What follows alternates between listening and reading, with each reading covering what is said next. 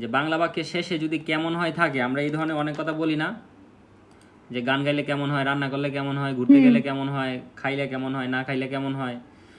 তো এই ধরনের কথা যখন আপনার থাকবে তখন এইটার জন্য একটা স্ট্রাকচার ফলো করতে হবে। স্ট্রাকচারটা হলো যে হোয়াট অ্যাবাউট অথবা হাউ অ্যাবাউট। স্ট্রাকচারটা খাতার মধ্যে লেখেন। এটার পরে আপনি ভার্বের সাথে আইএনজি করবেন, খুবই সিম্পল। তারপরে অবজেক্ট দিবেন। এই যে আপনি স্ক্রিনে দেখেন, আপনার বাংলা বাক্যের শেষে যদি থাকে যে কেমন হয়, তখন স্ট্রাকচারটা হবে হোয়াট অ্যাবাউট অথবা হাউ অ্যাবাউট, তারপরে ভার্বের সাথে আইএনজি, তারপরে অবজেক্ট। যেমন আমি যদি বলি গান গাইলে কেমন হয়, আপনি দুইভাবেই বলতে পারবেন, হাউ অ্যাবাউট অথবা হোয়াট অ্যাবাউট, যেটা আপনার মন চায়। সিঙ্গিং সং, শেষে একটা প্রশ্নবোধক চিহ্ন দিবেন।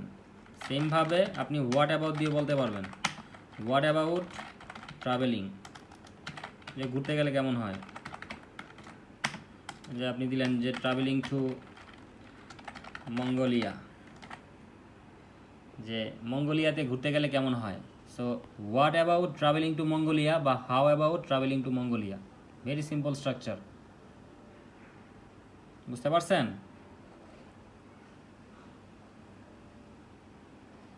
বুঝছি। তাহলে গান গেলে কেমন হয়? আপনি আমাকে আগে প্রথমে দীর্ঘগুলো শিখায় তারপরে ট্রান্সলেশন দেন। আচ্ছা, সবগুলা তো আর এইভাবে দেওয়া যাবে না, তাই না? আমি যেগুলো শুনেন, আমি আপনাকে যেগুলা দিছি এখানে শুধু ধরেন এই যে গান গাইলে কেমন হয়, এটাই শুধু একটু কঠিন ছিল ধরলাম, কিন্তু বাকি যেগুলো এগুলো তো সব হয় প্রেজেন্ট ইনডিফিনিট না হলে পাস্ট ইনডিফিনিট। যেমন এখানে বলছে কি যে বা ফিউচার ইনডিফিনিট, যেমন আমি প্রায় বাইরে যাই, এটা তো প্রেজেন্ট ইনডিফিনিট টেন্স। কারণ এটা যদি আপনি না পারেন তাতে কিছু করার নাই।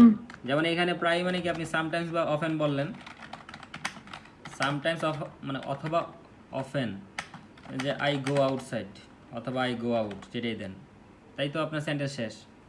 এটা নিয়ে তো এত প্যানিকের কিছু নাই যে আমার হবে না, কি হবে না হবে, কিচ্ছু পারি না। এগুলো তো মানে বাচ্চাদের কাজ। পারেন সবই, হয়তো প্র্যাকটিসে নাই, সেই কারণে ভুল হচ্ছে আর কি। যেমন এই যে হোয়ার ডিড ফাদার ওয়াজ, এখানে দুইটা অক্সিলারি ভার্ব দিয়ে দিচ্ছেন, ডিডও দিচ্ছেন ওয়াজও দিচ্ছেন, কিন্তু হবে শুধু ওয়াজ। আবার যেমন এখানে পেসিভ ভয়েস করে ফেলছেন, যে তারা হঠাৎ চলে গেল, দে ওয়ার গন। তারপরে যে আমার অনেক কিছু শিখতে হবে, এখানে আপনি যে সেন্টেন্সটা বলছেন সেটা তো ঠিক আছে, কিন্তু হয়তো এখানে নিডের জায়গায় উইল হ্যাভ টু বা শুধু হ্যাভ টু দিলেই আপনার সেন্টেন্স হয়ে যেত। বুঝতে পারছেন?